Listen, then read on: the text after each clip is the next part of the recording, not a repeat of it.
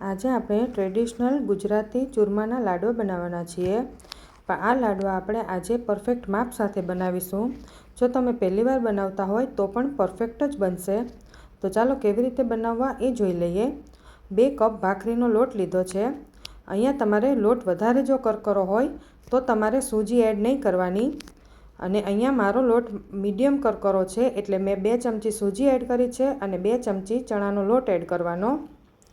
પછી આપણે 1/4 કપ ઘી લેવાનું છે. ઘી થોડું નવશેકું ગરમ કરીને જ લેવાનું. પહેલાં આપણે થોડું જ ઘી એડ કર્યું અને થોડું બાકી રાખ્યું છે, એ તમને પરફેક્ટ માપ બતાવવા માટે. આપણે 1/4 કપમાં થોડું ઘી બાકી રાખ્યું છે અને બધું પહેલાં આપણે મિક્સ કરી દઈએ. લાડવા માટે મોણ હંમેશા મુઠ્ઠી પડતું જ હોવું જોઈએ, તો જ લાડવા જ્યારે બને ત્યારે પણ આપણે ખાઈએ તો પણ એકદમ સોફ્ટ લાગે. આપણે થોડું ઓછું ઘી નાખ્યું એટલે તમે જોઈ શકો છો કે આપણા લોટમાં મુઠ્ઠી પડતું મોણ નથી થતું. અને આપણે જ્યારે મુઠ્ઠી વાળીએ ત્યારે એકદમ મુઠ્ઠી વળી જવી જોઈએ, તો જ પરફેક્ટ મોણ કહેવાય. હવે આપણે પાછું બાકી વધેલું ઘી પણ એડ કરી દીધું અને એને સારી રીતે મસળી લીધું. તમે જોઈ શકો છો કે હવે આપણે મુઠ્ઠી વાળીએ તો એકદમ સરસ મુઠ્ઠી પડતું મોણ પણ થઈ ગયું છે અને જ્યારે તોડો ત્યારે પણ એકદમ સરસ તૂટી જાય છે. પછી આપણે લોટ બાંધવા માટે નવશેકું ગરમ પાણી લેવાનું છે. પાણી એટલું ગરમ હોવું જોઈએ કે તમે તેને ટચ કરો તો ગરમ ન લાગે એટલું. હવે આપણે થોડું થોડું પાણી એડ કરતું જવાનું છે અને એકદમ કઠણ લોટ બાંધવાનો છે. લોટ આપણો થોડો પણ ઢીલો ન થઈ જવો જોઈએ, તેનું ખાસ ધ્યાન રાખવાનું. કારણ કે લાડવા માટે જે આપણે મુઠિયા વાળવાના છીએ એ એકદમ કઠણ હશે તો જ આપણા એકદમ સરસ મુઠિયા તળાશે અને પછી લાડવા સારા બનશે. હવે તમે જોઈ શકો છો કે આપણે એકદમ કઠણ લોટ બાંધી લીધો છે અને આ રીતે આપણે મુઠિયા વાળી લેવાના છે. હવે આ રીતે આપણે બધા જ મુઠિયાને વાળી લઈએ અને ત્યાં સુધીમાં આપણે તેલ પણ ગરમ થવા મૂકી દીધું છે. તો હવે આપણા મુઠિયા તૈયાર થઈ ગયા છે, તો આપણે તેને મીડિયમ ગરમ તેલમાં તળી લેવાના છે. હવે મુઠિયા આપણે તળતા હોઈએ ત્યારે તેલનું પણ ખાસ ધ્યાન રાખવાનું. તેલ એકદમ વધારે ગરમ ન હોવું જોઈએ. જો વધારે ગરમ હશે તો મુઠિયા આપણા ઉપરથી એકદમ લાલ થઈ જશે અને અંદરથી કાચા રહી જશે, તો પણ આપણા લાડવા સારા નહીં બને.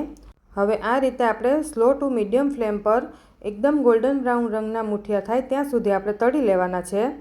તો મુઠિયા આપણા તળાઈ ગયા છે, તો આપણે તેને હવે કાઢી લઈએ.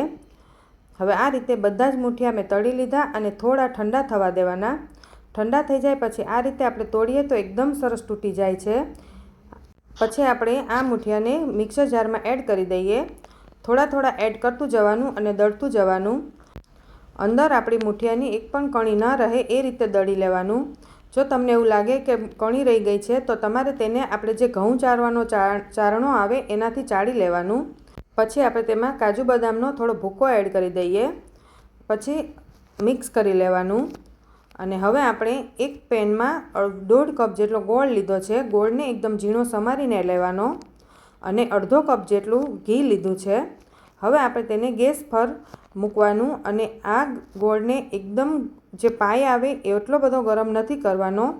બસ ગોળ આપણો ખાલી મેલ્ટ બધો થઈ જવો જોઈએ. આ રીતે ગોળ મેલ્ટ થતો હોય ત્યારે પણ આપણે ગેસની ફ્લેમ સ્લો જ રાખવાની છે. હવે તમે જોઈ શકો છો કે આપણો ગોળ એકદમ સરસ મેલ્ટ થઈ ગયો છે. આને આપણે વધારે ગરમ કરશું તો ચાસણી આવી જશે, એટલે ચાસણી આપણે બિલકુલ નથી લાવવાની. બસ ગોળને ખાલી મેલ્ટ જ કરવાનો છે. હવે આપણે સારી રીતે બધું જ ગોળ અને ઘીને મિક્સ કરી દઈએ. ગોળ અને ઘી ગરમ હોય છે એટલે ખાસ ધ્યાન રાખવાનું, ચમચાથી જ આ રીતે મિક્સ કરવાનું. અને જો તમને પાછળથી એવું લાગે કે ઘી ઓછું છે તો તમે થોડું ગરમ કરીને ઘી એડ કરી શકો છો, પણ પહેલાં છે ને હંમેશા ઘી થોડું ઓછું જ એડ કરવાનું. પણ મારું અહીંયા પરફેક્ટ જ છે, માપ સાથે આપણે કર્યું છે એટલે.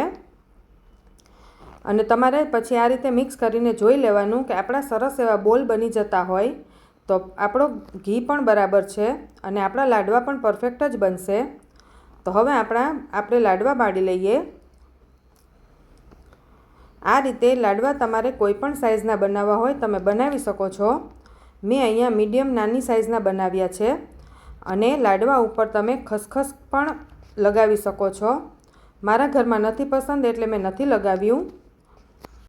હવે આ રીતે આપણે બધા જ લાડવાને તૈયાર કરી લેવાના. આ રીતે આપણે પરફેક્ટ માપ સાથે બનાવીશું એટલે લાડવા આપણા એકદમ પરફેક્ટ જ બનશે. અને આ લાડવાને તમે 15થી 20 દિવસ સુધી ખાઈ પણ શકો છો. આ લાડવા જરા પણ બગડતા નથી. જો તમે પહેલીવાર લાડવા બનાવતા હોય તો તમે આ રીતે માપ પ્રમાણે કરશો એટલે લાડવા તમારા પરફેક્ટ જ બનશે. તો તમે પણ ઘરે જરૂરથી ટ્રાય કરજો. અને હા, વિડીયો ગમે તો લાઇક, શેર અને સબસ્ક્રાઈબ જરૂર કરજો.